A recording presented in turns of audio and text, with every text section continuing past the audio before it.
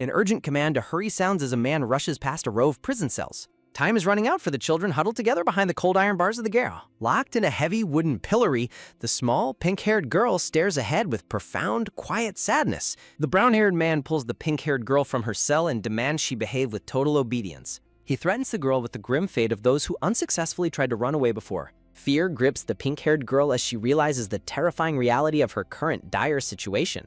Standing on an auction stage, the narrator is presented as the high-value daughter of a powerful duke. The pink-haired girl stands frozen under the bright stage lights as the cruel bidding process begins. A tragic incident 7 years ago forever changed the life of the noble black-haired man. Following a terrible disaster, the duchess passed away and the duke was reportedly left to die. With the family scattered, a pink-haired infant cried out, unaware of the turmoil surrounding her birth. The newborn girl was handed over to a man named Earl Semmond for her protection and care. At first, Earl Semmond and his blonde wife paid a small amount of attention to her. As the girl grew, the Earl received many letters while his own family enjoyed their wealth. News of the Duke's death arrived, prompting a blonde girl to cruelly bully the pink-haired narrator. Forced into servitude, the pink-haired girl struggles under a heavy basket while the older maids scold her. A sharp slap sounds as the girl is struck across the face for her perceived household failings. After a failed escape attempt, the girl lies beaten and unconscious on the cold, hard ground. Waking up in a dark crate, she realizes she has been sold to a slave merchant. On the auction block, the auctioneer announces a starting bid of $100,000 for her. Seeing the wooden pillory around her neck, the girl despairs, certain that her life is over. A hooded man suddenly commands silence by bidding $1 million and then adding $4 million more. The auctioneer is visibly shaken by the astronomical $5 million gold bid offered for the small girl. Stunned by the massive price, the pink-haired girl looks up, wondering who would pay so much. Under the grand chandelier, the auction concludes with the girl officially sold for $5 million gold. The auctioneer bows as he presents the young pink-haired girl to her mysterious new hooded buyer. Looking down at the child, the black-haired man asks the girl to tell him her name. Looking up with wide eyes, the pink-haired girl reveals that she does not have a name. The hooded man kneels and tells the girl to stay still so she does not get hurt. A bright flash sounds as the man uses magic to shatter the heavy wood around her neck. Released from her bonds, the pink-haired girl wonders about the true identity of her mysterious rescuer. The black-haired man stares down at her with a calm but intense expression on his face. He begins to deliver his final instructions regarding the girl's future care and her overall safety. He commands that Earl Semmond will take care of the Duke's child in exchange for family support. He further instructs that the fourth child must be named with all of the love they have. The black-haired man prepares to deliver the final condition for the agreement he made long ago. He reminds Earl Semmond of their 7-year-old promise to keep his biological daughter safe and sound. With a cold look, the man declares that their previous arrangement has been officially and permanently canceled. A sudden loud boom sounds as a surge of power emanates from the black-haired man. The doors swing open to reveal rows of armored knights standing ready with blood-stained white armor. The black-haired man calmly orders his soldiers to completely destroy the slave trade facility. He further commands his men to incinerate the bodies of those who have already been killed. Having completed his mission, the man turns away and announces his intention to finally go back. Watching him walk away, the pink-haired girl realizes she is meant to follow him home. The narrator recalls how she was reincarnated into an unfinished novel she wrote in her past. The small girl steps forward, leaving the darkness behind as she follows the man toward light. The pink-haired girl is now revealed to be the youngest daughter of a powerful villainous duke. The scene shifts to the grand mansion located within the expansive and cold Wednesgrey territory. Inside the castle, the pink-haired girl listens as she is told to follow specific noble rules. The black-haired man informs the girl that she is his biological daughter and demands polite behavior. The black-haired man comments that the pink-haired girl is 7 years old this year. He notes she is too small and thin compared to other 7-year-olds, looking concerned. The black-haired man orders staff to take her to the bathroom, dress her, and feed her. The man says he is going to the capital. The butler asks when he will return. He says it won't be long, just cleaning up a mess from dead time he created. The black-haired man maintains a calm, intense expression as he prepares to leave the mansion. He says he hopes she will be better than now when he finally comes back. A loud boom sounds as the heavy door slams shut, signifying the black-haired man's departure. A sudden thud sounds as the girl falls onto the sofa, her heart beating very fast. She gazes out the window at the falling snow, seemingly lost in a moment of reflection. The narrator reveals the truth is that she went to the territory of Duke Wednesgrey. A hand writes in a book recording the history of the pink-haired girl's new life. She explains that she experienced impotence, depression, obsessive compulsions, and self-hatred until her self-esteem disappeared. The narrator flatly states that she died, marking the final end of her previous painful life. A radiant white light fills the view, representing the transition into her new, unexpected life. The pink-haired girl stares blankly, her mind processing the strange reality of her sudden reincarnation. The maids call out for their young lady, searching the room to begin her morning care. A loud thwack sounds as memory of being struck by cruel, demanding maids flashes through her. She notes that when many people approach her at once, she will unconsciously run away. Shaking, she realizes her body would not move even if she wanted to escape right now. Trembling, she hides behind a pillar as the maids approach with a look of sudden surprise. The green-haired maid wonders aloud what they should do about the young lady's fearful behavior.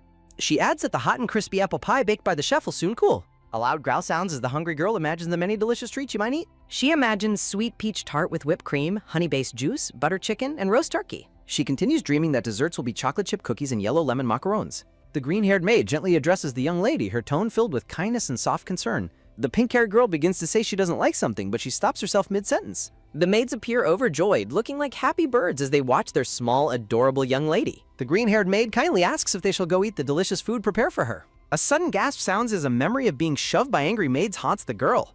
Harsh voices in her memory demand why she touch things and order her to do laundry. The pink-haired girl looks down and shamefully says that she smells very bad right now. The green-haired maid kindly responds that it is understandable since she has been outside for long. The girl feels a sense of warmth and comfort from the maid's gentle, welcoming presence. The maid asks if she should take her to the bathroom first, and she quickly nods. Soaking in a lavish tub, the girl sighs happily, thinking about how warm the water is. She reflects on the maid's exaggerated reaction to her wanting to shower herself without their assistance. A small ding sounds as a sudden realization occurs to her during her relaxing bath. A quick tap sounds as a hand knocks on the door to check on her. The green-haired maid asks if the lady is done so they can finally come inside. A small click sounds as the maid peeks in and stares at the bathroom in silence. She asks the lady in shock if she really cleaned up everything in the bathroom alone. Stunned, the maids ask if someone had taught her to do such difficult tasks before. Confused, the pink-haired girl wonders what she did wrong while looking at their surprised faces. A heavy silence falls as the three maids stare at the girl with expressions of pity.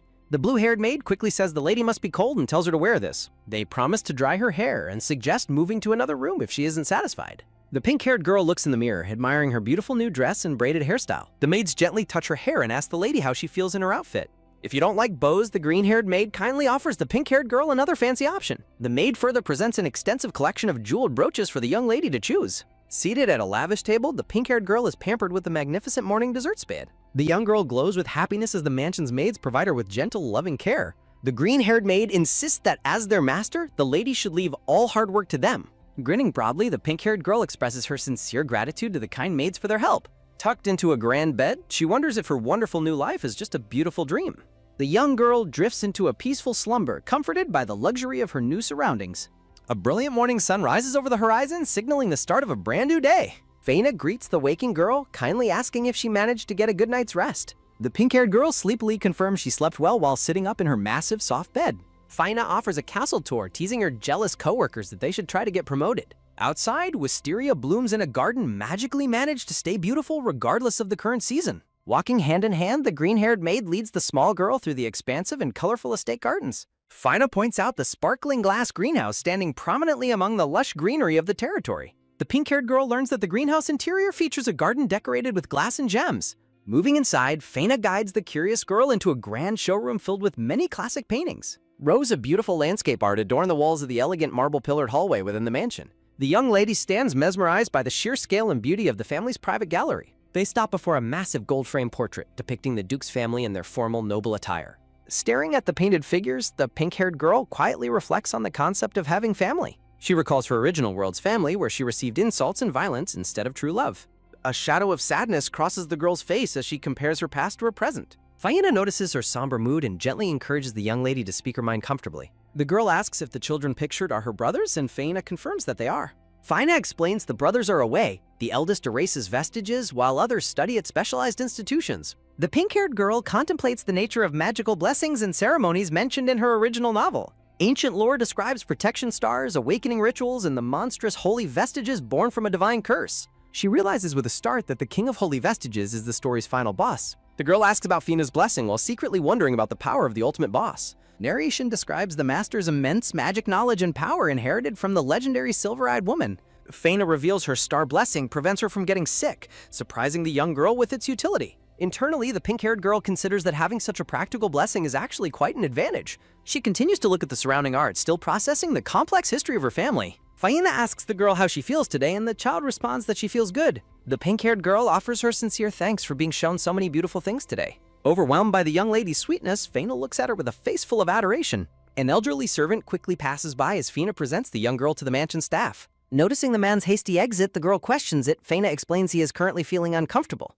A soft rhythm sounds as the small girl sits on her bed and swings her legs. She stares blankly into space, her mind racing with all the new information she has received. Faina asks the girl to wait a moment while she steps away to attend to duties. Wandering alone, the girl ponders the Duke's trip to the capital and his true motivations for leaving. Staff members discuss the Duke's strengthening castle defenses due to a secret threat of potential assassination. Eavesdropping, she learns the Duke faked his death to draw out and expel various rebel forces.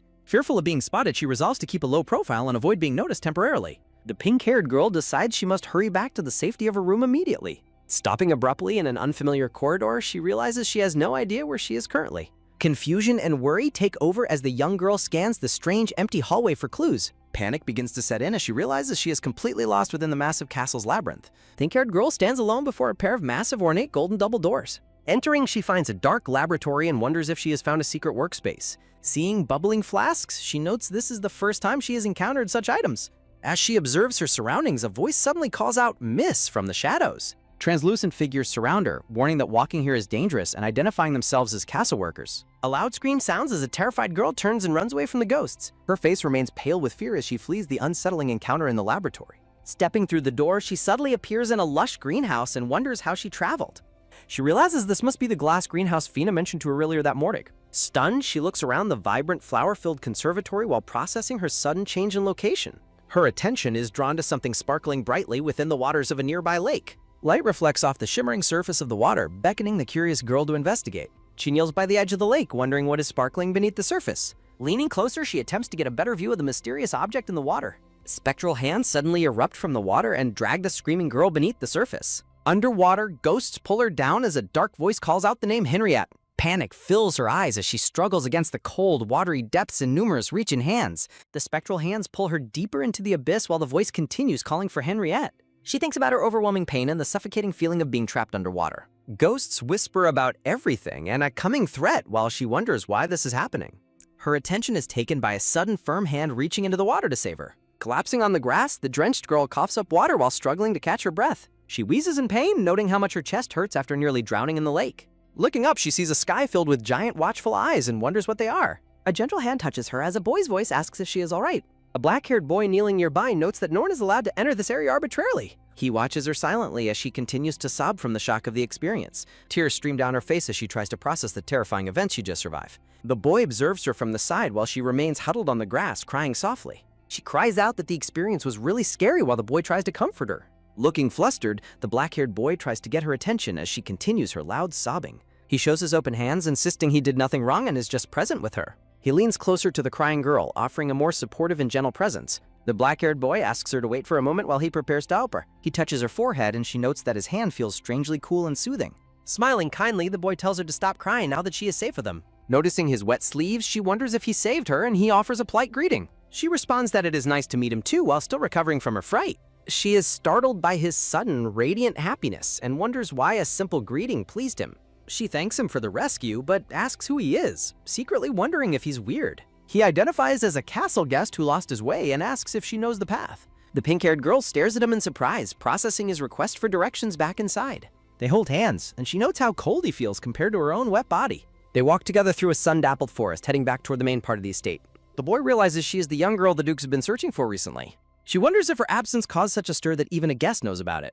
Deep in thought, she considers the Duke's reaction to her disappearance while they continue their walk. They suddenly arrive at the castle and she is shocked by how quickly they moved. Standing in the grand hallway, she expresses her utter confusion at their near instantaneous travel. She exclaims in shock, wondering how they could have just been in the greenhouse moments ago. Henriette realizes her clothes have miraculously dried after her terrifying ordeal in the lake. Touching her neck, she discovers her long pink hair is also completely dry and soft. The girl is shocked by the impossibility of her situation amid a background of flowers.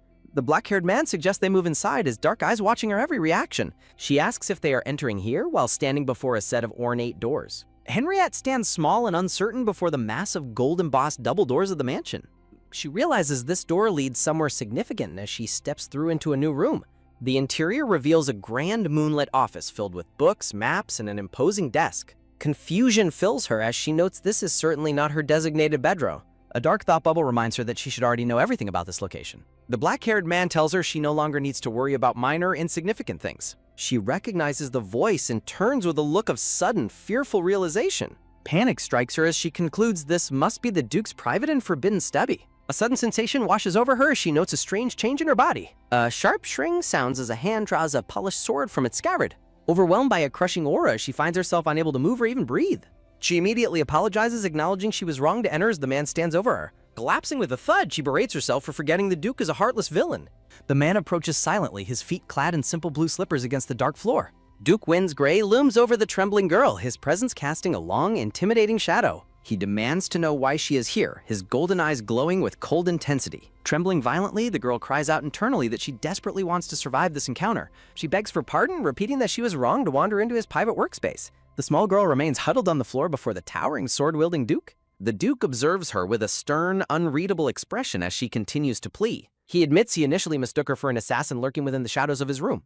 With a soft tap, he sheathes the blade, noting it was apparently just a mouse. He darkly mentions his intent to dismember the intruder, leaving the girl pale with fright. He dismisses the tension, moving the conversation forward as he looks at her more closely. The Duke asks if Count Selmon taught her to offer such a pathetic apology for wrongdoing. Kneeling on the cold floor, she listens as he questions the quality of her prior upbringing.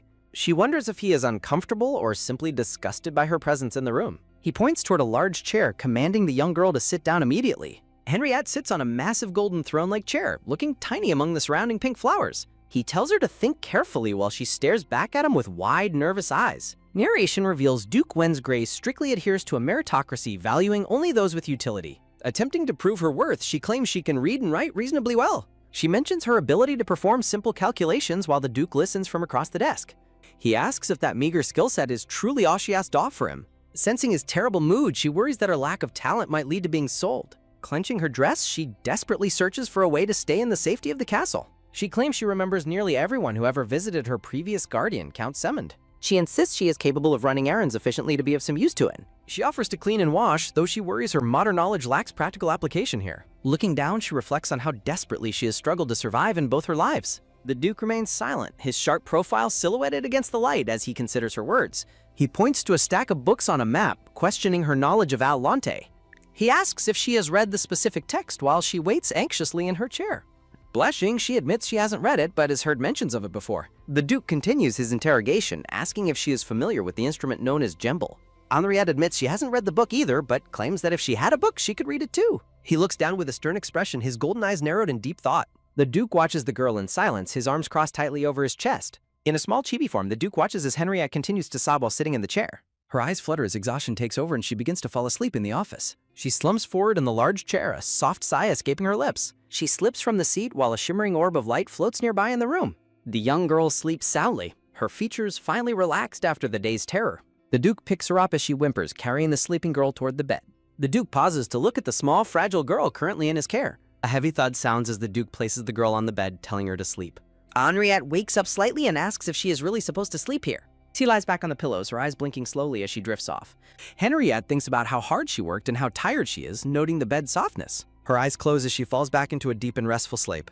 A hand reaches out to touch the pink flower accessory in her hair while she sleeps. The Duke sits beside her and holds her small hand while she rests. He gazes at the sleeping girl with a calm, unreadable expression on his face. Lightning flashes across the dark sky, illuminating the night with sudden brilliance. A loud rumble sounds as she wakes up in total shock from the thunder. She stares into the dark room, trembling as the storm continues to rage outside. A terrifying dark hand reaches for her in a nightmare as she screams out in protest. A sharp shink sounds as a blade cuts through the terrifying, shadowy nightmare figures. A soft drip sounds as blood falls to the floor, punctuating the silence. She lies awake in the dark, her golden eyes wide with lingering fear. She sits up abruptly in the massive bed, her pink hair messy from sleep. She looks around the unfamiliar room, her expression filled with confusion and uncertainty. Surprised, she lets out a small sound as she realizes the black-haired man is standing nearby. Henriette flushes with embarrassment as she remembers getting lost in the mansion the day before. She wonders how she fell asleep and if she should ask the man what he did. The Duke looks at her and simply commands her to give him her hand. She looks at him with confusion, asking for clarification on his sudden request. Henriette slowly reaches out and places her hand in the palm of the black-haired man. A bright flash of light appears as the Duke holds her hand furrowly. A brilliant blue light glows from the magic brand appearing on her skin. The Duke explains that without this symbol, magic leads visitors astray, asking if servants mentioned it. Henriette finally understands why she was led to strange places no matter which direction she went. The Duke identifies this as his room and directs her to hers on the 3rd floor. Shocked, Henriette realizes she went to the wrong place and asks if she was being careless. The Duke tells her to call the maids and return home, promising to see her later. She peeks through the large, ornate double doors, looking for someone she knows. Henriette calls out to the maids Faina, Mary, and Celia, catching their attention in the hall. The 3 maids rush toward her with expressions of extreme relief and concern. Faina apologizes for her worry and for not explaining the mansion's magic to the girl sooner. Henriette apologizes for leaving without a word, explaining she thought she would be back quickly. Henriette shows Faina the symbol on her hand and insists that everything is okay now. The maids are shocked that the master gave her the symbol, noting he must be fond. Henriette is terrified by their words, wondering what would happen if the Duke actually hated her. She realizes the Duke intends to speak with her again later that same afternoon. Mary suggests taking a bath and changing, noting how difficult it is to move in nightgowns. The maids suggest a bath bomb and new dress as they lead Henriette away. After a quick knock-knock, the scene shifts to the Duke working in his office.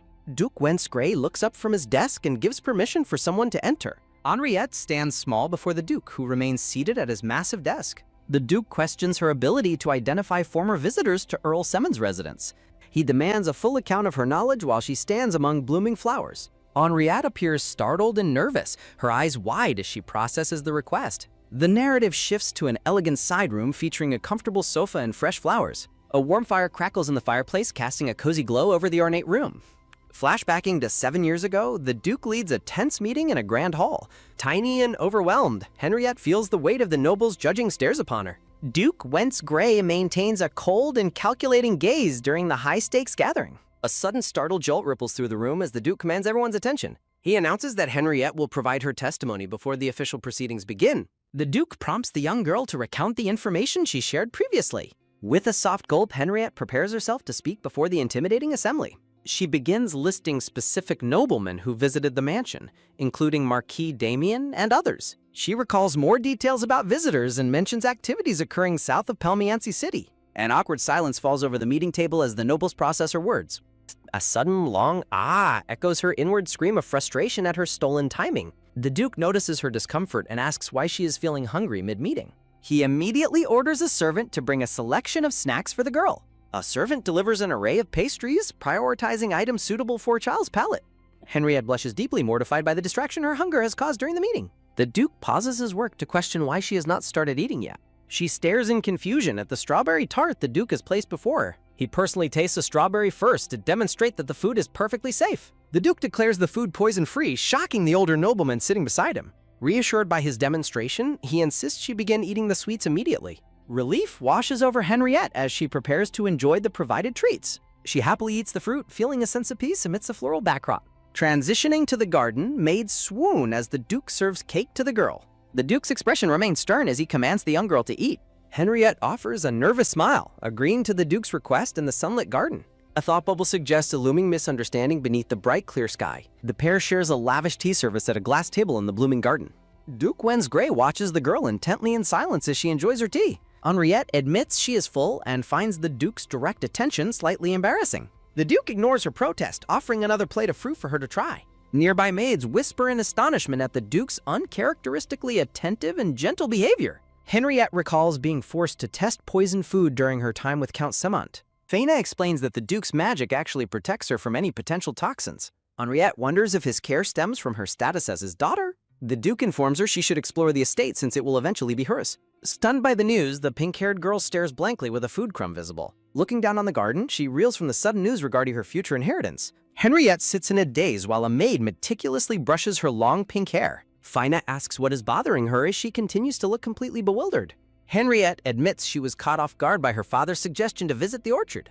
Faina explains the orchard is a new addition and notes Henriette's prior interest. Henriette recalls being a servant and witnessing a secret meeting between the Count and Baron. The young girl poses gracefully in her beautiful new dress decorated with delicate blue flowers. The maids confirm Henriette is comfortable and suggest it is time for her to sleep. Her heart pounds with excitement as she anticipates tomorrow's outing, feeling more like a picnic. Outside the door, the maids worry her excitement will prevent her from waking up early. One maid expresses her happiness that the young girl is no longer afraid to go outside. Faina recalls her own past terror when reporting the girl's injuries to their intimidating master. A sudden low greeting startles the maids as the black-haired man assigns them new tasks. The following morning arrives with the brilliant blue sky and the warmth of the sun. While traveling in the carriage, the Duke observes the girl as she stares out the window. Faina explains their route through a magic gate as the carriage travels toward the orchard. She lets out an amazed sound while pressing her hands against the glass to see the garden. Upon arrival, an older gardener greets the Duke with deep respect in the sunlit orchard. The Duke tasks the maids with the tour, citing his own business as he steps away. Surrounded by yellow flowers, the pink-haired girl radiates pure joy and a bright, happy smile. She walks hand in hand with a maid while the Duke watches her depart with a thoughtful expression.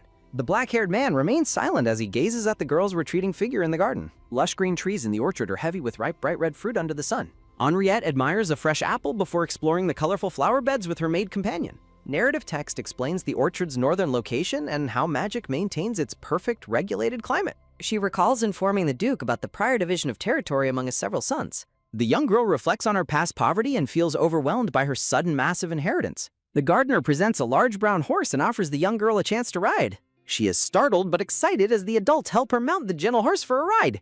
With a bright smile, she offers a fresh carrot to the horse as a sweet treat. The gardener calls her attention to something new as they continue their walk through the orchard.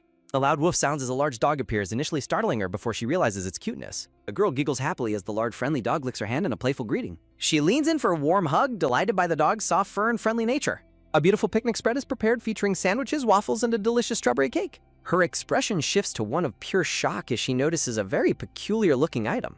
A plate of dark, lumpy cookies sits on the table, radiating an oddly foreboding dark aura. She examines a dark cookie with visible suspicion, noting its strange and rather unappealing appearance. Faina leans in to whisper the surprising secret that the master personally baked the cookies. A flashback reveals the Duke asking his maids for recipes that are simple and quick to prepare. He declares his intent to cook, believing the girl will only eat food he provides himself. Henriette finds the Duke's logic quite excessive as she nervously prepares to taste his homemade creation. She takes a cautious bite of the dark treat while framed by a border of lilies. Despite the destructive taste, she forces a smile and falsely compliments the Duke on the food. She offers him a donut, admitting she feels shy eating alone and wants him to join. The Duke stares at the offered treat in silence, his expression unreadable as he processes her request. He recalls how his sons either despised him, avoided his presence, or cried when seeing him. Back in the present, he continues to watch the girl with a somber and pensive gaze. A rare soft smile touches the Duke's lips as he watches the girl enjoy the garden. The scene shifts back to the vast blue sky as the day's events draw to a close. Sitting in the carriage, the Duke asks if the young girl enjoyed her time at the orchard. She confirms her excitement with a bright smile, clearly delighted by her first official family outing. The black-haired man inquires if she ever wandered into the mansion's large glass greenhouse. She worries she may have broken a rule, asking if the greenhouse is a forbidden location. He wants her to never enter alone due to the dangerous alien life forms kept inside. Sunlight glimmers across the blue waters of a magnificent flower-filled palace garden under clear skies. Her eyes wide with shock, the pink-haired girl looks up and asks, "What?" Looking thoughtful, the pink-haired girl wonders if she previously managed to enter the area safely. As she sits on a sofa, the pink-haired girl wonders if only the Duke has access to the location and questions the identity of the mysterious young man. The grand facade of a multi-story estate stands tall against a backdrop of bright clouds. A sudden loud thump sounds as a man slams his fist onto a desk, shouting, "How can you say that?" Behind a closed ornate door, a voice urgently requests for Sir Earl Evelyn to calm down. Standing at a table, a man yells that he cannot be calm because half of the army was assaulted in a few days across a large area. Gesturing with his hand, the frustrated man asks if they can see what the victims have in common. A man with a mustache explains that only locations associated with Count Semen were assaulted, prompting another to ask what he exactly means. One man suspects conspiracy since nothing happened to the Count, while a gray-haired man declares this is not the place to argue, despite the others' protests. A man leans over the table in silence, looking down while his hands press against the surface. With a heavy thump, the man with the mustache curses Duke Wen's Grey, explaining they were caught because they were too late in discovering the Duke's survival. Sweating nervously, the man with the mustache asks if he was dadded from the start, mentioning he already entrusted his daughter to them. Narrative text notes the auction house was destroyed on the day of the girl's planned kidnapping, implying it was no coincidence and action must be taken against the Duke. The majestic white towers of the castle reach toward a brilliant blue sky framed by greenery. Sunlight pours through arched windows into a luxurious room featuring an ornate pink sofa and cabinet. Looking at a piece of paper, the pink-haired girl notes it looks different and wonders how she should draw it. Narrative text explains there are few games for girls in the castle, leading to her current interest in drawing. Feeling inspired, the pink-haired girl decides to visit the gallery to look at the many pictures kept there. Walking past blooming roses, the girl realizes that having received the mark allows her to visit the gallery alone. The quiet gallery features several framed paintings displayed on white walls behind red velvet rope barriers. Standing before a massive family portrait, the pink-haired girl views an image of the Duke, a woman, and 3 young children. While looking at the artwork, she recalls the maids mentioning the Duke's 3 sons will soon return to the castle. Recalling her writing, she notes the sons had vicious personalities, though she finds the Duke better than expected and hopes the others are also improved. Walking down the hallway, the girl wonders if the sons are destined to have a strained relationship with the Duke. Startled mid-step, the girl thinks she must write down her memories before forgetting, while a maid asks if she is going out alone. Sweating and appearing panicked, the pink-haired girl reacts as the maid asks where she's going. A soft pat-pat-pat of footsteps sounds as the girl runs away, shouting that the maid does not need to know. Distressed, the girl thinks she has forgotten how to use the souls, despite hearing they were ghosts contracted with the Duke. Looking at the sky, she thinks that ghosts are terrifying, while voices from below warn her she might fall if she keeps running. From a distance, the girl runs through the expansive garden terraces, yelling for her pursuers not to follow her. Floating text bubbles warn the girl about what lies ahead if she continues toward a specific area. A weary huff-huff sounds as the girl pauses, panting heavily from her long run through the estate. Standing in a peaceful clearing, the girl looks around with confusion and lets out a soft sound. In a dark void, a text bubble notes that everything has suddenly become quiet. Wondering if she misheard, the girl questions if she actually heard the mention of dangerous things. Looking around the lush greenery, the girl concludes that the area is just an ordinary orchard. She stands before a massive sun-dappled tree and identifies it as a large apple tree. Confused symbols appear over the pink-haired girl's head as she looks toward the rustling green branches. Hidden among the leaves of the apple tree, a black-haired young man sits casually while holding a fruit. The black-haired boy with red eyes offers a gentle, knowing smile as he gazes down from the tree. Framed by roses, the pink-haired girl stares up in wonder at the mysterious young man in the orchard. A man with purple hair and a formal uniform stands holding a ledger with a serious expression. A close-up reveals the handwritten contents of an open book resting on a patterned table. Duke Wensgray looks down with a somber and focused expression while wearing his white military uniform. The purple-haired aide reports that Count Semin participated in a recent meeting held at the house of Marquis Au-Pair. Seated on a sofa, the Duke notes that the girl has not had a name yet, catching her by surprise. Fidgeting nervously, the girl says a name is important and recalls the Count saying it shouldn't be given carelessly. A quick clack sounds as the Duke's hand comes down to close the document resting on his desk. Duke Wensgray asks about the girl's current location with a stern, focused expression.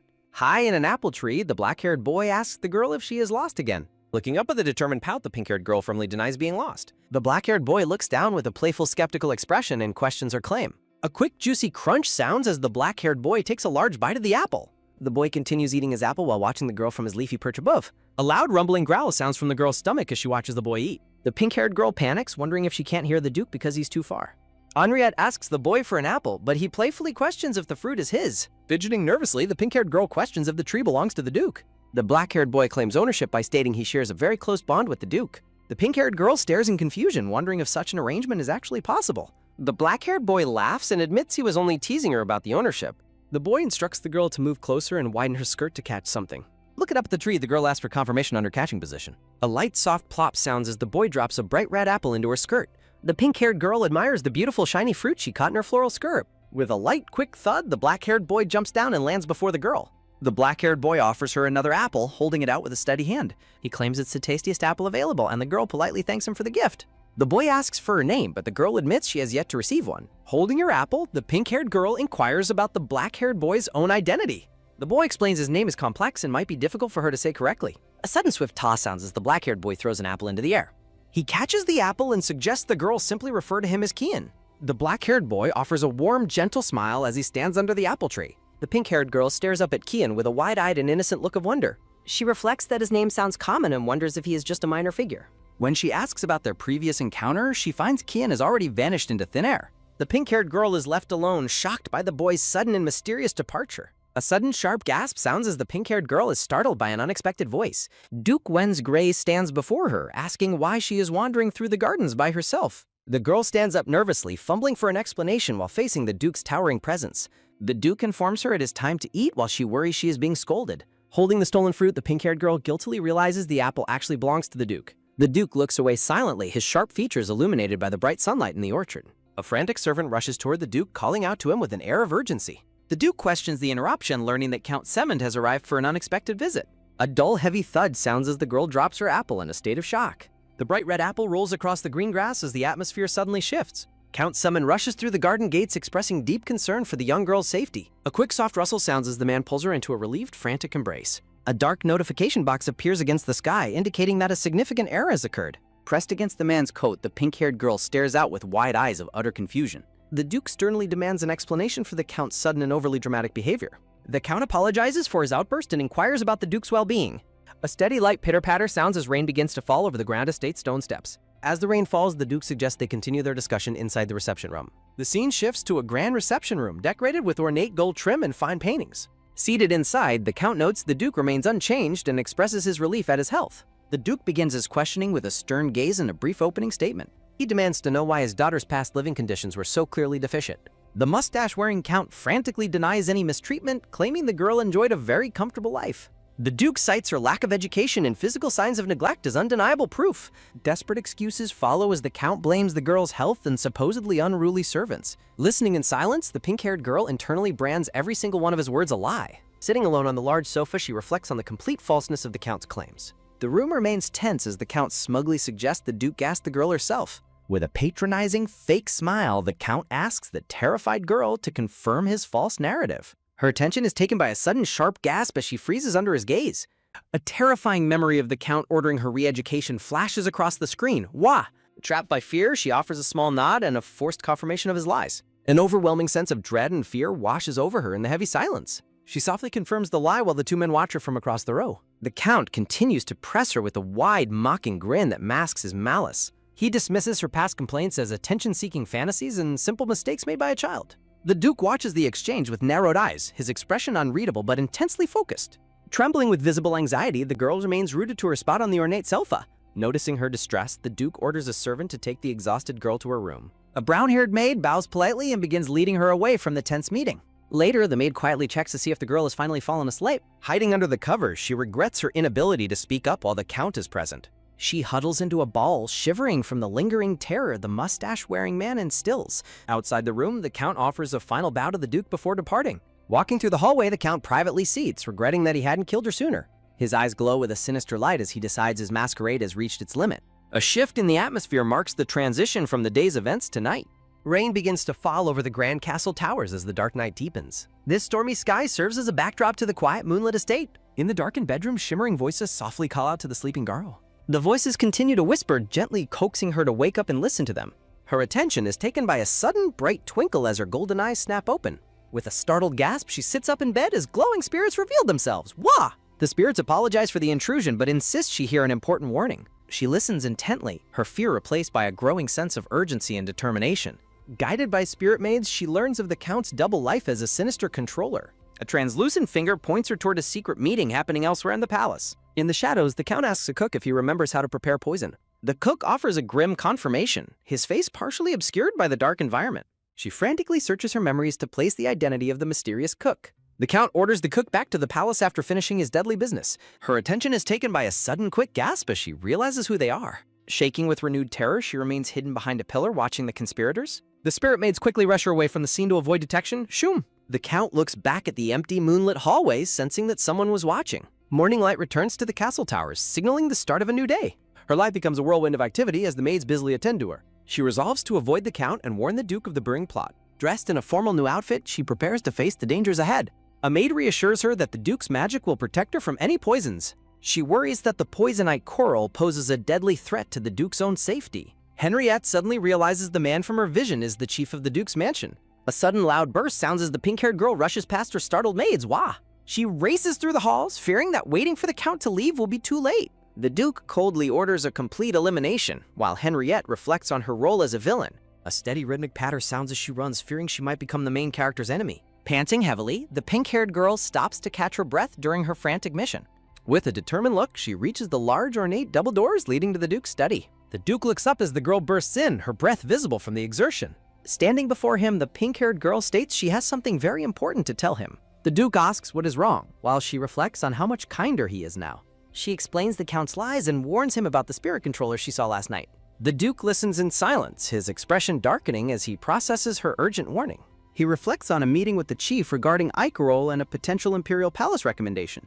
Fidgeting with her blue and white dress, the girl waits nervously for his final reaction. Standing tall, Duke Wensgrey listens as she begs him to be careful of the danger. Turning toward the door, the Duke asks his butler if the meal has been prepared yet. An unseen voice confirms readiness and notes that Count Semin is currently waiting in his room. The Duke commands the Count to the dining room, leaving the young girl completely bewildered. Duke Wensgrey tells the girl to follow him as he leads the way out.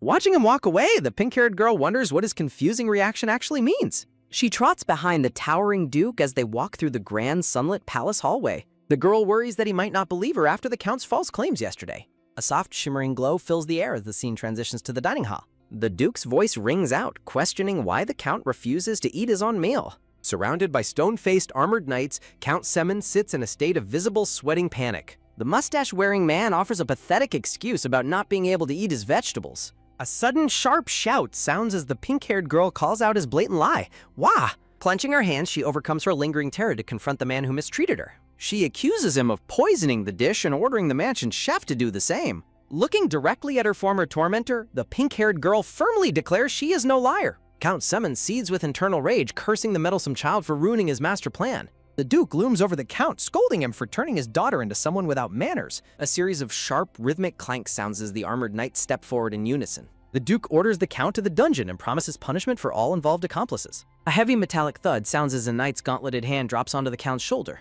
The knights drag the screaming Count away as he desperately tries to claim it was a misunderstanding. A swirl of deep, dark shadows marks the end of the Count's deceptive influence. News of the Count's arrest for attempted assassination and treason spreads through the grand estate. The pink-haired girl recalls hearing the word treason mentioned during a recent secret meeting. The Duke asks the girl if there is a specific punishment she wants the conspirators to face. Closing his eyes, he offers to make the perpetrators suffer according to any wish she has. The pink-haired girl stares up at him with a wide-eyed expression of utter shock and disbelief. She softly suggests that they should simply be punished according to the established laws. The Duke encourages her to speak up, but prioritizes investigating the events at the Earl's house. In the grand hallway, the maids gossip about what a truly evil man the Count was. Several maids gather around the pink-haired girl to check if she is feeling all right. One maid excitedly praises the young lady for her bravery in saving the Duke's life. The girl smiles bashfully, explaining she was only passing on information from the ghost maids. Surrounded by colorful flowers, the maids offer their heartfelt praise for a job well done. A brown-haired lady holding a hammer insists they be called upon in the future. The sky burns with the orange and gold hues of a fading sunset. Red slippers lie abandoned on the carpet beneath the heavy frame of a bed. Rosette sits up in bed, her eyes wide as she processes a sudden realization. Rosette wonders if she is finally free from having to encounter Earl Semen again. She assumes he is imprisoned and admits that she has no desire to see him. A sudden startling presence in the room causes Rosette to jump back in shock. Kian offers a serene and knowing smile as he stands amidst floating pink crystals. Rosette is baffled by Kian's sudden appearance in her room after his recent disappearance. Kian extends his hand toward Rosette, inviting her to trust him once again. The room plunges into an unnatural darkness, leaving the young girl feeling unsettled and blind. While holding Kian's hand, Rosette questions if the lights have been extinguished for some reason. To her astonishment, Rosette finds herself standing in a cold stone dungeon with her friend. She looks to Kian, wondering if there is something inherently unusual about the mysterious boy. Kian takes her hand and leads her forward, indicating they should proceed in this direction. They descend the dark stairs together as Kian cautions her to be careful in the shadows. Rosette hears a distant voice echoing and recognizes it as belonging to Earl Semen. From the shadows, they observe Count Semen speaking with Duke Henriette through iron prison bars. Rosette pulls Kian back, terrified that her father will overhear them if they get closer. Kian reassures her that their presence remains hidden as long as they stay physically connected. Rosette remains skeptical, fearing her father might still detect them despite Kian's seemingly magical protection. The Duke stands tall outside the cell, questioning the prisoner's misplaced confidence in his future. He reminds the Count that no nobles will assist someone charged with treason and attempted assassination. Henriette turns away, dismissing the rebellion while demanding to know why the prisoner touched Rosette. Kian and Rosette watch the tense confrontation unfold from their invisible vantage point in the dungeon. Rosette feels a wave of relief, realizing her father truly cares and hadn't abandoned her. A heavy thud sounds as the prisoner reveals he believed the Duke's excuses about traveling. The man behind bars screams that Henriette is a sinner due to events 7 years ago. The scene shifts instantly back to the bedroom, leaving Rosette dizzy from the sudden transition. Kian notices her tears and suggests they stop watching, while Rosette wonders when she cried. With a gentle and final look, Kian bids the young lady a peaceful goodnight. Kian vanishes into a swirl of light, leaving Rosette alone to ponder his strange nature. Collapsing onto her pillow, Rosette's mind races with questions about Kian's true and hidden identity. She reflects on how he appears and disappears, wondering if she should consult her father. Rosette sits in the blue moonlight, silently contemplating the many secrets she has just witnessed. A soft, ethereal glow fills the space as a brief moment of quietude takes hold. A rhythmic knocking sounds against the heavy door, breaking the stillness of the midnight hour. Duke Henriette appears visibly drained, his expression weighed down by the heavy burdens of state. Rosette stands before him, clutching a pillow, timidly asking to stay the night with him. He warns that he cannot sing lullabies, but Rosette insists her only wish is companionship. The father and daughter sleep soundly while holding hands, finding solace in each other's presence. A new day begins with sunlight illuminating the grand and ornate facade of the mansion. Rosette enjoys her tea, noticing that her attendants have become incredibly protective after the incident. The maids hover anxiously, asking if she needs hot tea or feels any lingering discomfort. A maid informs Rosette that it is time for her bath, offering a gentle smile. Many small voices offer assistance, but Rosette decides that just one person is quite enough. Rosette relaxes in a warm bath filled with rose petals, surrounded by a peaceful atmosphere. The water reveals a faint, jagged scar on Rosette's shoulder, a reminder of past physical trauma. A maid presents a bottle of healing herbs from Cecilia to help mend the lady's wound. The maid expresses her fury at the person who dared to harm such a precious child. Bathing in the warm water, the pink-haired girl smiles and softly notes that she feels itchy. Rumors of Earl Seaman's execution and his family's severe punishment circulate throughout the Grand Palace. Reflecting on the news, the pink-haired girl realizes she no longer has to face the Earl. The Duke's study stands silent, prepared for the busy administrative work of the day ahead. The purple-haired man arrives, while Duke Winsgray orders him to send a message out immediately. Carrying a heavy stack of books, the purple-haired man confirms he is prepared for his mission. A brown-haired maid bows, informing the pink-haired lady that the Duke is currently looking for her. Startled by the sudden summons, the pink-haired girl asks if he needs to see her now. Walking with the maid, she wonders what more the Duke could possibly want to ask her. Outside the study, a voice announces her arrival before the Duke permits her to enter. Entering the room, the pink-haired girl looks around with a wide-eyed expression of curious surprise. Stacks of books clutter the office as the Duke and his assistant discuss matters of state. Noticing her entrance, the black-haired Duke looks over and calmly instructs the girl to take a seat. Confusion washes over the pink-haired girl as she tries to understand the purpose of this meeting. Sitting on the couch, she notes its softness while the Duke calls out to someone named Oppert. The pink-haired girl looks up expectantly, but the Duke remains silent as he studies her face. Shaking his head, the Duke eventually tells her that it is nothing and returns to work. He suddenly looks up and asks the girl if the name Alfina sounds good to her. The Duke asks his assistant for a better name while they review potential options for the girl. Observing them, she realizes the Duke is trying to choose a new name just for her. The assistant suggests the name Marie, prompting the Duke to inquire about its specific meaning. Though the name makes little sense to her, the pink-haired girl giggles and thinks it is cute. Names like Agilia, Helenia, and Tipea are considered as possible choices for the young girl's future. Surrounded by soft roses, she reflects on the warm, fluttering feeling growing inside her young heart. The scene shifts to the moonlit palace windows as the name Selena is briefly suggested next. Sunlight catches the fine details of her green and white dress as she rests on the couch. The black-haired Duke watches her with a gaze that is both intensely focused and oddly soft. Succumbing to her exhaustion, the pink-haired girl falls into a deep, peaceful sleep on the sofa. She rests comfortably among the plush cushions, unaware of the busy atmosphere of the study row. The Duke's sharp gaze softens as he takes a long moment to observe the sleeping child. His attention is taken by a sudden light touch as he leans toward the resting girl. Moving with surprising gentleness, the Duke carefully picks up the sleeping girl to carry her away. A soft rhythmic patter sounds as the Duke carries the girl through the sunlit hallway. His expression remains stoic and unreadable as he prioritizes the comfort of the young girl. The Duke's strong profile is highlighted as he continues his walk toward the girl's private chamber. Through the stone window frames, pink roses bloom as the Duke carries her past the garden. Sunlight illuminates the intricate lace of her dress as she grows into her new noble life. A background of soft pink roses creates a serene and beautiful atmosphere for the story. The Duke's ornate uniform signifies his high status while he cares for his newly adopted daughter. Exotic fish swim peacefully in a large tank, adding to the tranquil environment of the palace. After placing her in bed, the Duke sits beside her, watching over the sleeping girl quietly. With a gentle touch, he brushes a lock of pink hair away from her peaceful face. Sitting on the floor by her bed, the Duke remains a silent guardian through the night. Looking down at the sleeping girl, Duke Wins Gray offers a gentle, whispered wish for a good night. Surrounded by vibrant roses, the girl is finally addressed by her new official noble name, Rosette. The summer rose, Rosette Charlotte, is formally introduced as the new symbol of the Wens Gray. Sleeping soundly among the flowers, Rosette Charlotte Wens Gray begins her new life in the mansion. The morning sun rises over the sprawling castle towers, marking the beginning of a peaceful day. A messenger arrives at the large wooden doors announcing an important letter from the Wens Gray.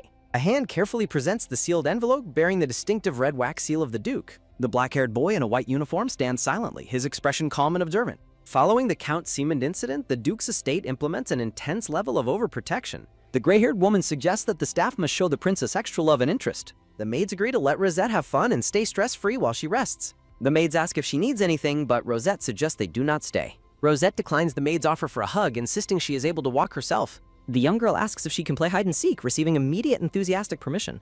While the maids begin counting, the pink-haired girl prepares to hide in the sunlit garden. A sudden sharp shout sounds as the maids announce they are coming to find her. Gah! The maids call out for the lady as they search near the large garden pond. Duke Wens Gray looks down with a shadowed, stern expression as he begins to speak. Standing before the Duke, the pink-haired girl looks up at him with a serious expression. The Duke questions why the maids left her alone, prompting Rosette to apologize for them. Duke Wens Gray remains silent, his intense gaze fixed on the young girl standing before him. The Duke notes the estate is too cold for a child while Rosette feels relieved. Confusion and surprise wash over the pink-haired girl as she listens to the Duke's concern. Activating his magic, Duke Wens Gray decides to adjust the temperature of the entire estate. A sudden sharp shout of shock sounds as the staff reacts to the Duke's power. What? Oppert argues that changing the duchy's climate is excessive, but the Duke orders immediate notices. The assistant worries about peasant livelihoods and ecosystems, but the Duke offers a separate budget. Duke Wens Gray insists the whole duchy must be comfortable for the girl to roam freely. He explains that the climate adjustment was a pre-existing plan that he is simply accelerating.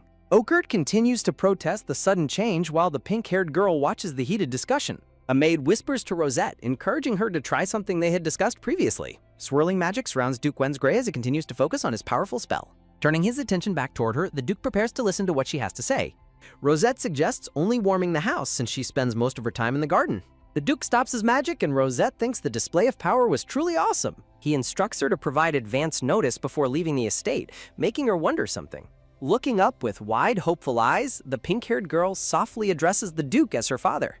Duke Wens Gray stares at the child, appearing completely caught off guard by her words. A rare, genuine smile crosses the Duke's face as he looks down at his daughter. The maids are moved to tears as they witness their master laughing for the first time. Surrounded by a background of soft roses, Rosette gives a bright and happy smile. Narration reveals that Rosette's recent feverish symptoms were mild and improved within a single day. The maids forbid her from playing outside to prevent a relapse, offering her toys instead. Books and an ornate sewing kit sit on the table, prepared for the girl's indoor activities. Sitting at her desk, Rosette begins to feel bored with her repetitive indoor play routines. A sudden quick click sounds as the girl decides to venture toward the palace library. A light rhythmic tap sounds as the girl's boots touch the grand red carpeted palace floor. Peeking through the glass doors of the library, the pink-haired girl looks around in surprise. She reflects on how the snowy garden paths were completely melted in just a single day. A soft rhythmic flutter sounds as a dark butterfly catches the young girl's focused attention. Reaching out toward the railing, the pink-haired girl watches the butterfly move through the air. A sudden sharp shout sounds as the girl's foot slips on the stone balcony floor. Ack! Before she can fall, a dark-haired figure moves quickly to catch her in his arms. Looking up in bewilderment, the pink-haired girl hears the stranger ask if she is okay. Kian apologizes for his dangerous joke while holding Rosette safely on the palace balcony. Staring at the boy, Rosette thinks to herself that something much bigger is now happening. The black-haired boy looks down at her with a gaze that is both serious and intense. Rosette wonders if the mysterious butterfly she saw earlier was actually Kian in disguise. Rosette asks about Kian, but the Duke denies his existence while she describes his features. The Duke's rage flares as he asks about the boy's identity, forcing Rosette to backtrack. Standing in the sunlit garden, the black-haired Duke watches Rosette with a quiet, observant intensity. Thoughts reveal that if the Duke is unaware of Kian, the boy must have incredible stealth. Standing before the black-haired boy, Rosette directly asks Kian if he is even human. Kian offers a bright, playful smile as he confesses to the young girl that he is a fairy. Staring at him with utter disbelief, Rosette wonders if the boy is simply making a joke. Glowing butterflies flutter through the lush greenery of the forest within the Duke's massive territory. The forest scenery is ethereal, filled with soft light and the presence of mythical creatures. Rosette argues that he looks human, while Kian explains that fairies take many diverse forms. Leaning in with a gentle expression, Kian assures the girl that he is not dangerous. Rosette reflects on Kian's helpfulness and decides she will try to trust his mysterious nature. Curious about his behavior, she asks why he bothered turning into a butterfly for her. Surrounded by vibrant roses, Kian asks if he can play with her to cure her boredom. A pale hand reaches out toward the pink-haired girl, inviting her into a new secret. Rosette hesitates, remembering her promise to stay indoors for the sake of her health. Kian smiles warmly and agrees that they do not need to go outside to have fun. Standing among a bed of soft pink roses, Kian takes Rosette's hand and leads her away. A soft rhythmic patter sounds as a grand green carriage travels across the open countryside. Dagak. A boy in a formal suit notes that something about the current situation feels fundamentally different. Turning slightly, he looks toward the garden with a questioning gaze, wondering if his suspicion is correct. Looking at the palace towers, Rosette realizes the Duke used magic to clear the winter snow. Wide-eyed with astonishment, the pink-haired girl takes in the sights of the sprawling estate grounds. Kian leads her into a massive, ornate glass greenhouse filled with blooming flowers and grand statues. He offers to guide her through the greenhouse properly since her previous visit was cut short. Kian whispers that he will show her secret spots that the regular staff can never access. A historical record mentions that dangerous subspecies of holy vestiges remain sealed within the lake. Rosette falls into a moment of deep thought as she considers the implications of Kian's words. Noticing her concern, Kian gently takes her hand and reassures her that there is no danger. He explains that the creatures within the greenhouse are actually afraid of him and will stay away. The greenhouse is a masterpiece of architecture, featuring sun-drenched paths, clear water, and endless flowers. Dark, shadowy creatures flee into the foliage as the two children walk through the vibrant garden.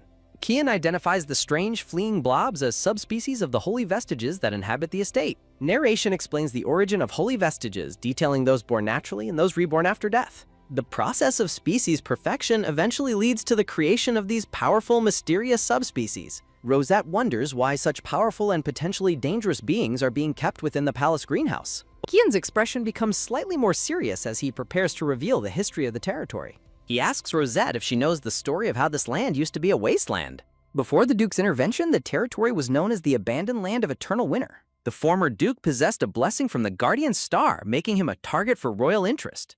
Greed and ambition eventually led to a full-scale war between the royal family and the family. Defeated, the Wensgrey were exiled to the harsh northern lands to serve as a shield. The Duke stands tall with his sword, having conquered the north and established his family's dominance. Rosette realizes that the Duke's ability to tame these subspecies makes him a threat to the Empire. She finds the political maneuvering and the antagonistic role of her new family to be amusing. Kian watches her reaction with a faint smile, intrigued by the young girl's unusual perspective. He warns her that despite the beauty, she must remain wary due to recent historical tragedies. A sudden realization hits Rosette as she connects his warnings to the events of the original story. A historical map highlights the catastrophe of Alpa, an empire destroyed overnight by the Holy Vestiges. History records the rise of the Gert Empire and its neighbors as a significant event from just years ago. The black-haired boy Kian maintains a serious and quiet expression as he stands in the sunlit garden. Watching Kian, Rosette notes his talkativeness for a non-human and feels the royal family deserves the revenge Henriette seeks. The two children share a quiet moment of connection as they hold hands amidst the greenhouse greenery. Their conversation finished, Rosette and Kian walk together toward the far end of the sprawling glass-walled greenhouse. The greenhouse interior is a grand display of architectural beauty featuring high arched windows and climbing vines.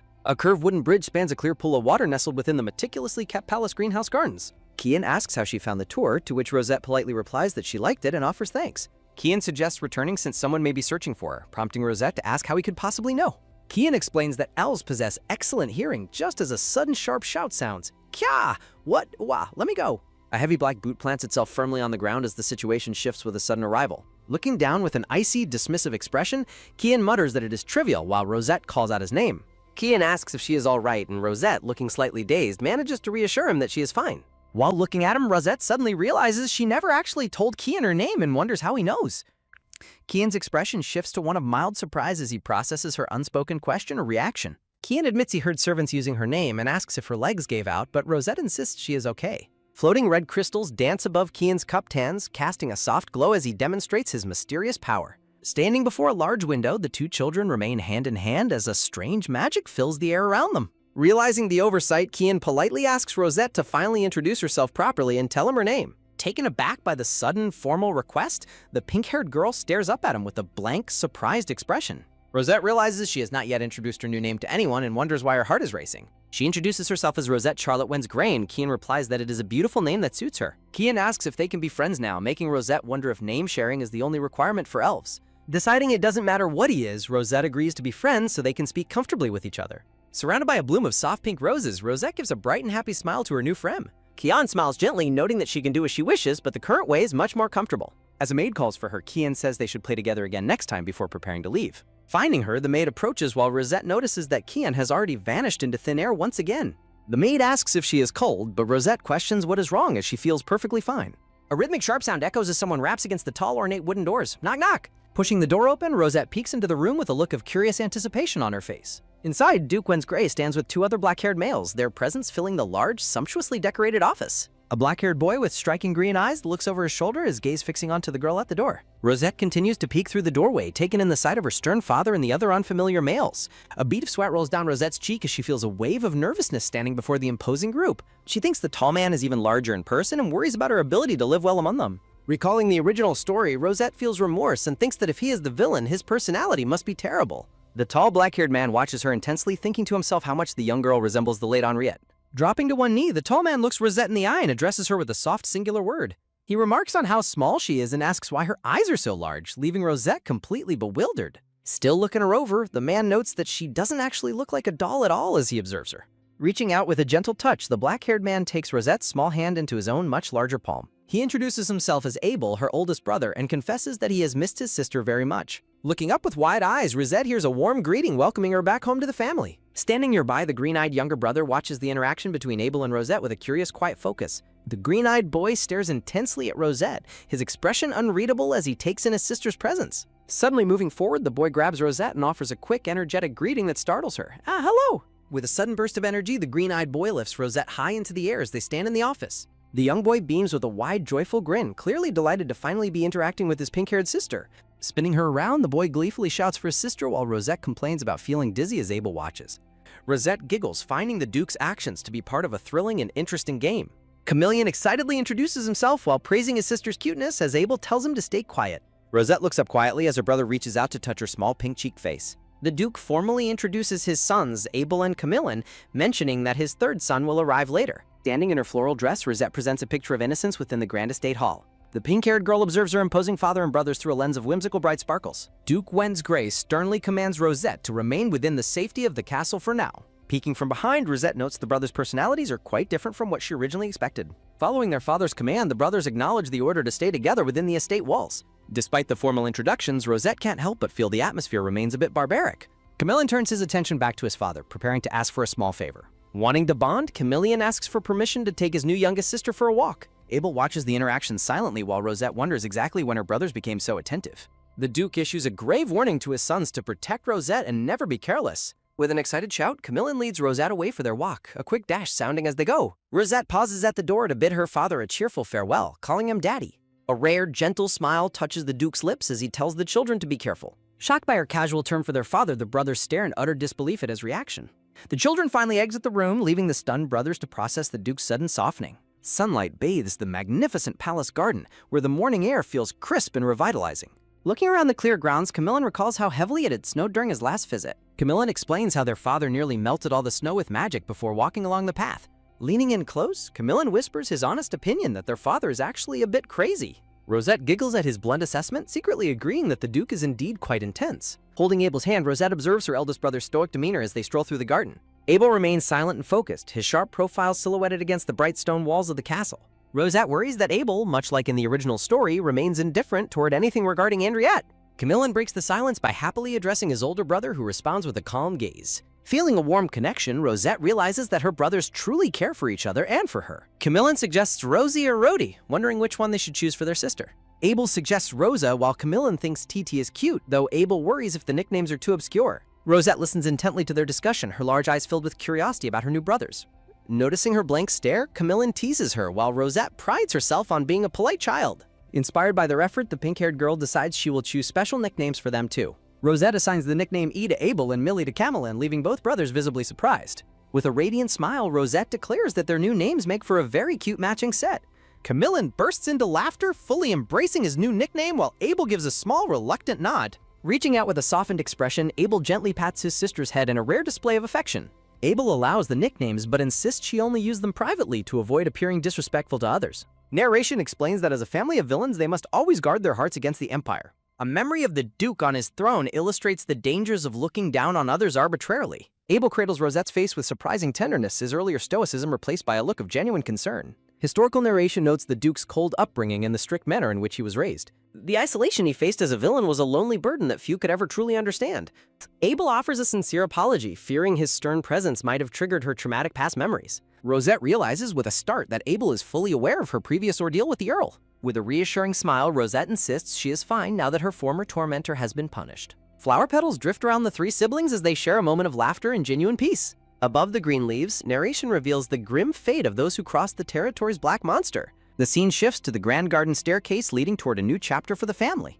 Camillin suggests increasingly gruesome ways to execute their enemies, horrifying Rosette with his casual talk of violence. Abel scolds his brother for using inappropriate language around children, prompting a quick, sheepish apology. Checking on his sister, Abel observes her reaction while Rosette reflects on his surprisingly wise nature.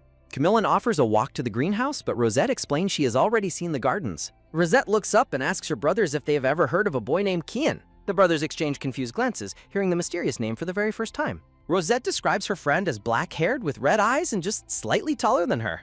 Abel questions the name while Rosette explains she created the nickname because his actual name was difficult. Realizing she is describing a playmate, Camillin excitedly asks if the boy is actually her new friend. A soft whisper sounds as Camillin dismisses Kian as an imaginary friend, much to the annoyance of Rosette.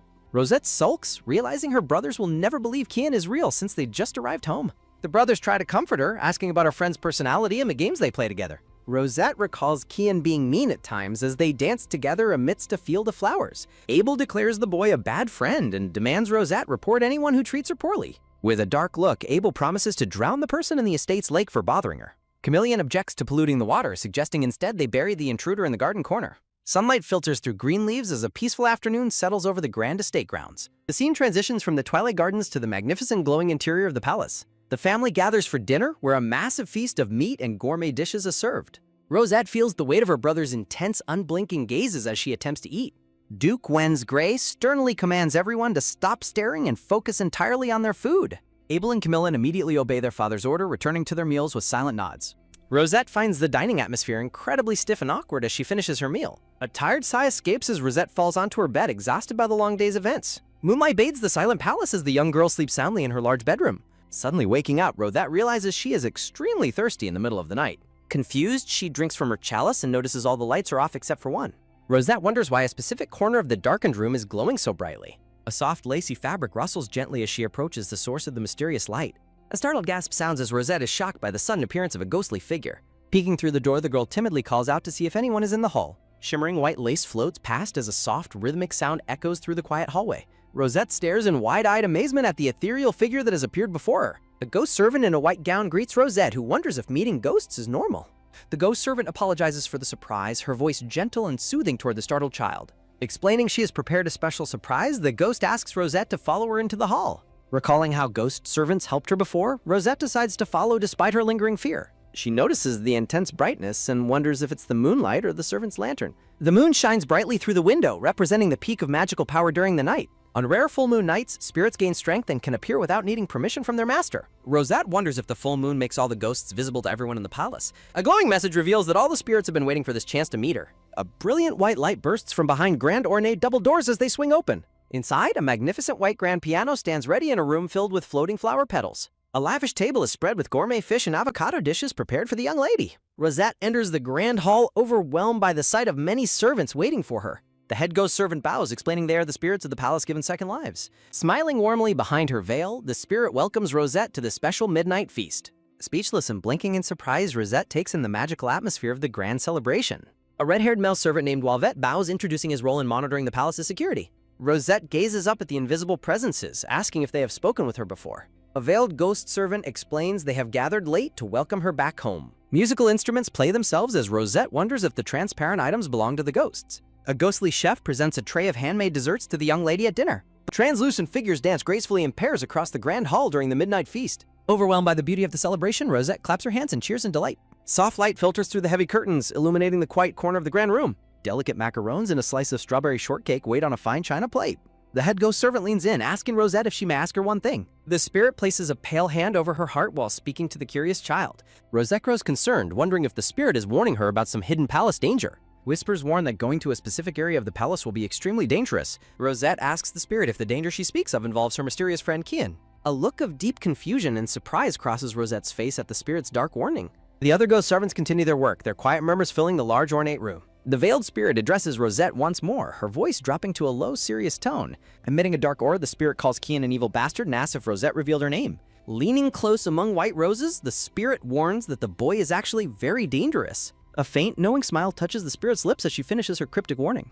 Rosette ponders the spirit's words, questioning Kian's true background and why he is feared. The spirit explains their past failures and the strict magical rules governing contracts with the dead. The ghost reveals that Kian has placed heavy restrictions on mentioning himself to the lady. A vision of Kian dancing with Rosette appears as the spirit asks about the boy's actions. Placing a finger to her lips, the ghost promises there is still one vital secret. The spirit tells Rosette to remember Kian's red eyes to see him whenever they speak. The two sit in large ornate chairs, the small girl appearing tiny next to the spirit. Rosette remains silent, processing the massive amount of information she has just received from the ghosts. A door bursts open as the Duke demands to know what is happening at dawn. With an intense gaze, the Duke asks what everyone is doing with his daughter so early. The servants tremble and apologize as their master stands tall and imposing in the doorway. Softening his expression, the Duke looks down and offers a quiet, sincere apology to his daughter. Rosette calls out to her father as he stands in the middle of the grand hallway. Reaching out, Rosette pleads for him not to be angry, explaining they only wanted to welcome her. Picking her up, the Duke worries about her health while recalling parenting advice from teacher Enos. The Duke leads Rosette back to her room as she looks back at the disappearing ghosts. The spirits bow and fade into the light, leaving Rosette wondering where they have gone. Moonlight illuminates the night sky above the palace while a grand chandelier glows within. Sitting on her bed, the Duke promises they will eat the strawberry cake for dessert tomorrow. The Duke asks if the people she met told her any nonsense during their secret meeting. Rosette mentions the music and food, eventually bringing up what the ghost said about Kian. The Duke firmly states that there is no such thing as a goblin in their castle. Rosette describes her friend as an older boy with black hair and dark red eyes. The Duke insists only her brothers live there, making Rosette wonder if Kian was a dream. A sharp flinch sounds as Rosette reacts to the Duke's sudden touch on her face. The Duke recalls one more boy who stays in his room and likely hasn't met her. Rosette is stunned to hear there is another person in the castle she hasn't met. Rosette wonders about this new boy's identity as her father bids her a good night. A quiet moment passes between father and daughter as the moonlight fills the silent bedroom. Grabbing a sleeve, Rosette calls out to her father one last time before he leaves. With a soft smooch, Rosette kisses the Duke's cheek, surrounding the moment with glowing flower petals. A black-haired boy with intense red eyes watches silently amidst a shower of white petals. Hiding under her covers, Rosette tells her companion to finish working and bids him goodnight. Rosette feels deeply embarrassed by her recent actions as the black-haired man remains completely silent. The black-haired man offers a soft smile and wishes Rosette a very peaceful good night. Rosette dwells on her embarrassing behavior but reminds herself that she is now 7 years old. Rosette ponders her father's affection and remembers that Calix is scheduled to arrive at the palace tomorrow. A portrait introduces the pink-haired boy known by the aggressive and fearsome alias of Crazy Dog Calix. Rosette peeks over her sheets, wondering which side Calix will ultimately support in this changing world. Rosette's golden eyes peer thoughtfully over the white sheet as she continues her late-night reflections. The scene shifts as voices mention a musical performance and a spread of beautiful gourmet desserts. Camillin praises Rosette as she excitedly announces that the day's special dessert is a strawberry cake. Camillin asks to share the delicious treat, and Rosette happily makes a solemn pinky promise. A heavy silence falls over the grand dining hall immediately following the Duke's unexpected arrival. The Duke maintains a stern, unblinking expression while preparing to eat a piece of meat. Rosette notes that the meal concludes in total silence, with no one uttering a single word. Rosette beams with joy, clasping her hands in anticipation of the beautiful strawberry shortcake before her. Despite the awkward family atmosphere, Rosette finds herself captivated by the sight of the sweet-looking dessert. Camillin expresses surprise at seeing the dessert for the first time before quickly dismissing his reaction. Rosette asks her father if he made the cake, noting it looks much prettier than usual. The Duke offers a subtle, rare smile as he confirms he was indeed the one responsible. The brothers reel in shock as the Duke explains he personally cooks to prevent Rosette's poisoning. The brothers question their hearing after learning their imposing father has been acting as the palace chef. A rhythmic knocking sound interrupts Rosette's private thoughts regarding her father's surprisingly good cooking skills. Rosette's attention is diverted from her meal as she wonders if the expected guest has finally arrived. A pair of small gray dress shoes with red bows steps onto the palace's red carpet. The pink-haired boy steps into the room, announcing his return to the gathered family members. The pink-haired boy gazes forward with a calm, neutral expression as he observes the dining hall. Abel gestures toward the pink-haired newcomer and mockingly asks about the identity of the small peanut. Calix begins to speak as Rosette reacts with a sudden, jolting shock to his cold presence. The mocking comparison is visually realized as Rosette is imagined as a tiny, round green bean. Camillin quickly defends Rosette, objecting to the nickname and insisting she is simply small for her age. Calix stares intently at Rosette, questioning if she is indeed the fourth child his father mentioned. Calix rudely questions Rosette's bloodline until the Duke sternly speaks his name to silence the suggestion. The Duke harshly reprimands Calix for his attitude and orders him to remain confined to his room. Calix lowers his head slightly and offers a curt, obedient response to his father's strict command.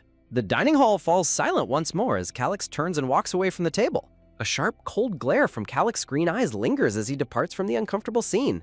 Rosette watches the interaction with visible worry, clearly unsettled by the sudden family confrontation. Her brothers offer immediate comfort and promise to scold Calix while Rosette insists she is fine. Rosette pleads for peace, worrying that scolding Calix will only make him hate her even more. The Duke and both brothers look toward Rosette, their voices soft as they respond to her plea. Camillin pulls Rosette into a protective hug while the family reflects on the Count's past villainy. Rosette realizes her brothers are overprotecting her due to the trauma she suffered at the Count's mansion. The warm glow of the setting sun bathes the palace interior in a peaceful orange light.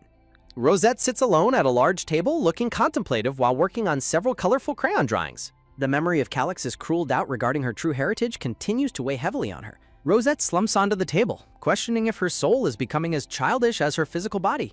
Rosette stands surrounded by her imposing father, her two brothers, and the silent, faceless palace servants. Rosette gazes into a tall mirror, finding her current circumstances and her new life incredibly strange. Rosette recalls her original novel where she didn't exist and her current family were all villains. Pink-haired Rosette sits on her bed, reflecting on the many changes in her world. Rosette peeks over her blanket, wondering if her presence is the catalyst for these transformations. She considers her success with Count Cement, noting how everything seems to favor her lately. A metaphorical giant book opens beneath Rosette as she explores the unfolding narrative of her life. Lying in bed, Rosette focuses her thoughts on the single strangest occurrence in her new reality. She recalls Kian, whose extraordinary abilities set him apart from every other character in the novel. Rosette clutches her pillow tightly, her expression shifting into one of deep, concentrated thought. Overwhelmed by her reflections, Rosette's face turns bright red as steam literally puffs from her head. She decides to stop overthinking, fearing her internal temperature will rise because she is still young. Accepting her brother's perspective, Rosette chooses to categorize Kian as nothing more than an imaginary friend.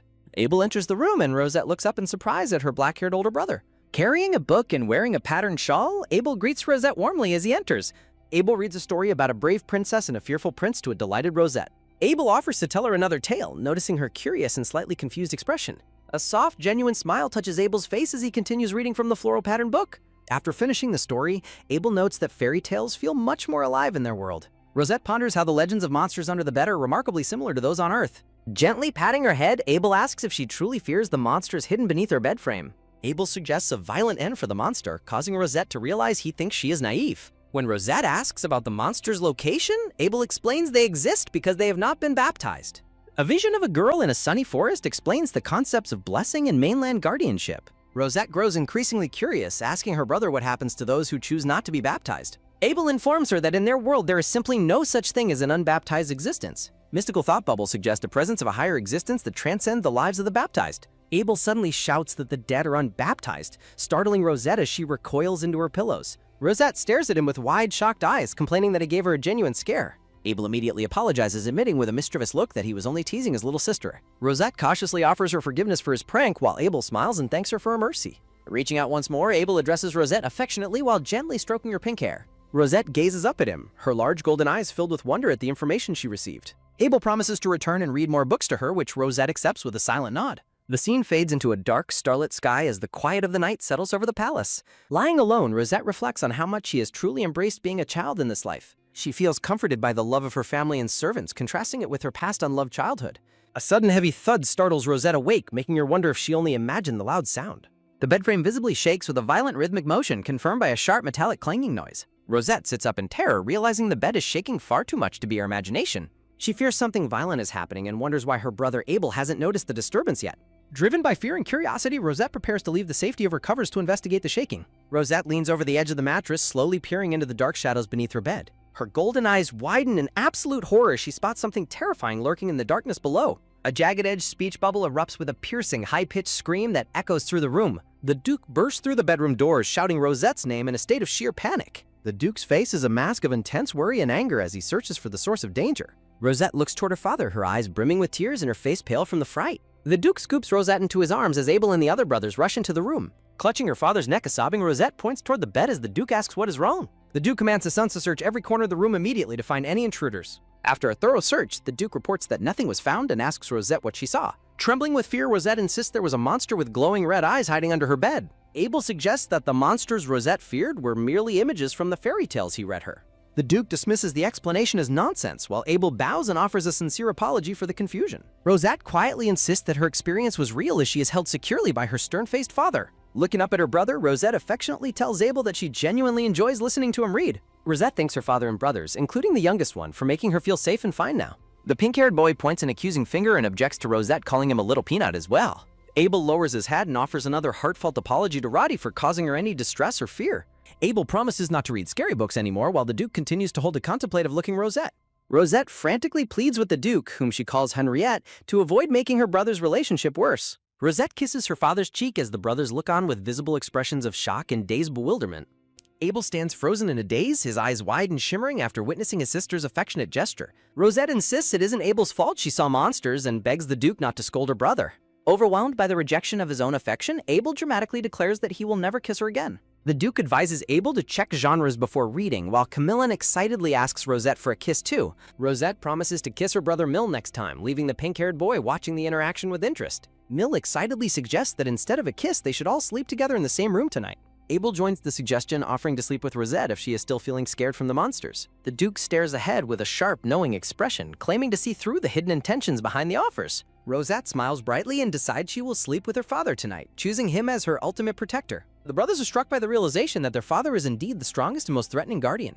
The Duke looks toward his sons with Rosette in his arms and asks if her choice is acceptable. Rosette reflects that while others doubt her, sleeping with Henriette is the only way to feel truly safe. A new day begins with the Grand Palace standing tall against a bright clear blue sky filled with clouds. Rosette sits on a large chair reading, unaware of the glowing red eyes watching her from the darkness below. Closing her book with a troubled look, Rosette decides she needs to think about the strange situation again. A maid asks the lady where she is heading, and Rosette replies that she is going for a stroll. Rosette walks through the palace gardens, contemplating her experience and identifying one person as her most suspicious suspect. Rosette calls out for Kian, looking around the ornate halls of the palace and wondering where he is hiding. Standing in the center of a vast, sunlit hall, Rosette waits in silence for any sign of her friend. Rosette raises her voice and threatens to go to the lake alone if Kian does not appear immediately. A voice from behind her notes that showing up isn't easy, causing Rosette to turn around in sudden surprise. Rosette finds Kian standing nearby, dressed in a black and white outfit with a crescent moon necklace. Kian reaches out and firmly takes Rosette's hand, establishing his physical presence in the sun-drenched hallway of the palace. Kian looks down at her and asks if she is okay, while Rosette offers a hesitant, stuttering response. Kian offers a faint, mysterious smile and asks why she decided to seek him out first this time. Rosette looks up with a serious expression and asks if he was the one under her bed yesterday. Surrounded by roses, Kian smiles and asks if she has finally realized the truth about his recent presence. Kian expresses his happiness that she eventually understood, even though her realization came a bit later than expected. Rosette looks at him with wide, curious eyes and asks why he would do such a strange thing. Kian remains silent for a moment, his gaze cast downward as he considers how to answer her direct question. Kian admits he was angry because she had labeled him as nothing more than an imaginary, non-existent friend. Rosette is stunned and wonders how he could possibly know what she said while alone in her private room. Kian's voice carries a tone of indignation at being treated like an object that does not truly exist. Kian insists that he is a living person who is physically standing right there in the garden with her. Kian gently holds Rosette's face and tells her he is standing right here in front of her own eyes. Kian apologizes for making her cry, admitting he didn't mean to scare her quite as much as he did. Rosette and Kian embrace as the memory of the red-eyed monster looms in the dark space behind them. Rosette accepts the apology but demands to know the truth about who Kian really is once and for all. Rosette looks him in the eye and explains she cannot be friends with someone she does not truly know. Kian looks away with a serious expression, remaining silent as he weighs the weight of her request for truth. Mill shouts at Kian for entering without permission, shocked to realize the boy is actually Calyx. Rosette questions the boy's arrival while wondering how he and her brothers know each other. Mill sternly reminds the black-haired intruder to be mindful of the gravity of his situation. Rosette stares blankly, her mind reeling with shock as she processes the sudden tense confrontation. The scene transitions briefly as news of a new series highlights the ongoing palace intrigue. Rosette stammers out a confused question, unable to identify the person standing before her brothers. Mill points an accusing finger at Kian, questioning his identity while calling him a peanut. Stunned, Rosette looks up at her mysterious friend and tentatively utters the name Kian aloud. Kian smiles warmly and asks if their friendship can continue now that his identity is revealed.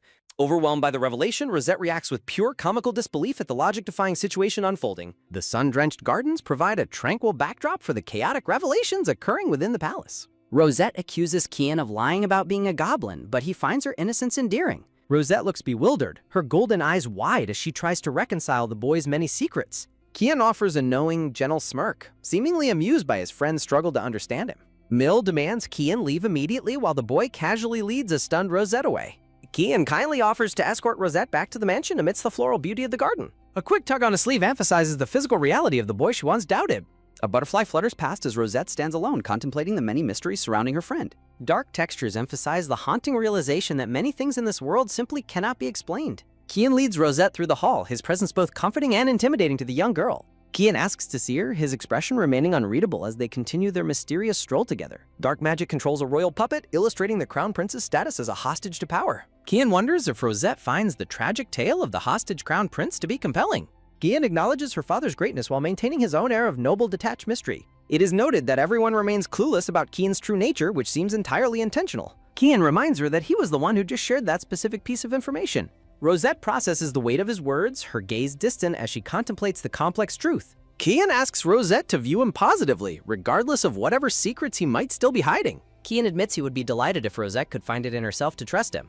The boy's gaze remains fixed on Rosette, his expression a mixture of sincerity and hidden depth. Rosette is plagued by uncertainty as she realizes that the more she thinks, the less she understands. She questions Kian's humanity and wonders if his miraculous abilities are merely the product of magic. Rosette realizes that impersonating royalty would be an impossible feat for a common non-magical human. She recalls the words of the servant spirits, searching for a clue among her past memories. Abel and a dark-haired brother stare in shock as they identify the boy as the crown prince. Abel thanks the prince for escorting his sister while the other brother gives her a hug. Rosette reflects on the political tension Kian mentioned between the royal family and her own lineage. Text reveals the imperial family are mere puppets being controlled under the guise of being protected. Rosette realizes the reason for the mutual animosity just as she spots her father approaching nearby. The Duke stands tall and stern, surrounded by flowers that contrast with his cold, imposing aura. The Duke formally greets the prince, wishing him a pleasant day and a brief, polite exchange. Rosette watches the interaction with a mix of awe and anxiety, sensing the heavy, unspoken tension.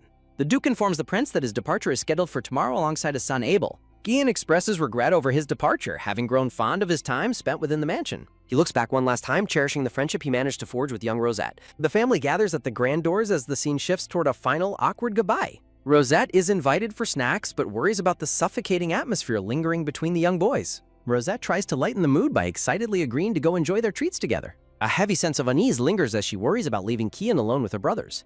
A table laden with sweets and tea serves as a momentary distraction from the palace's politics. Rosette eats her meal, noting that the oppressive atmosphere remains unchanged from their previous silent meal. Despite the large group gathered at the table, a heavy silence hangs over the family and guest. Rosette observes that Calyx's expression is also quite poor, mirroring the awkward mood of the breakfast. She notes that her father and his two black-haired sons remain as stern and silent as yesterday. Kian watches the scene with a closed-eye smile, acting as a silent spectator to the family meal. A maid arrives with more food, but Rosette asks to take the platter and share it herself. A silver knife neatly slices into a decadent cream cake topped with large, fresh strawberries. Rosette presents a slice of cake to her father, brightly urging him to eat and enjoy the treat.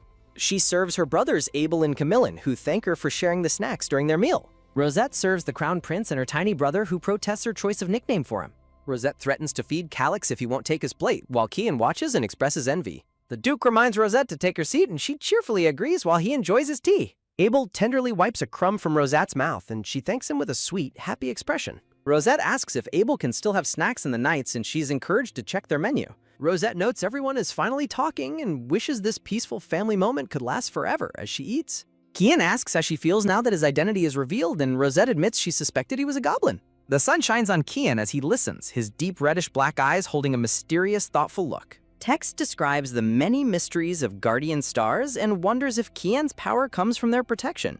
A veiled figure appears in a flashback, urging a young lady to always remember the eyes she sees. Rosette ponders if Kian's eyes are a blessing before being interrupted by his voice calling her name. Kian speaks her name softly, drawing her attention back to him in the sun-drenched Talus garden. A mysterious question hangs in the air, asking if his eyes truly appear like a blessing to her. Kian stares at Rosette with a serious, intense gaze, his expression filled with unspoken and deep emotions.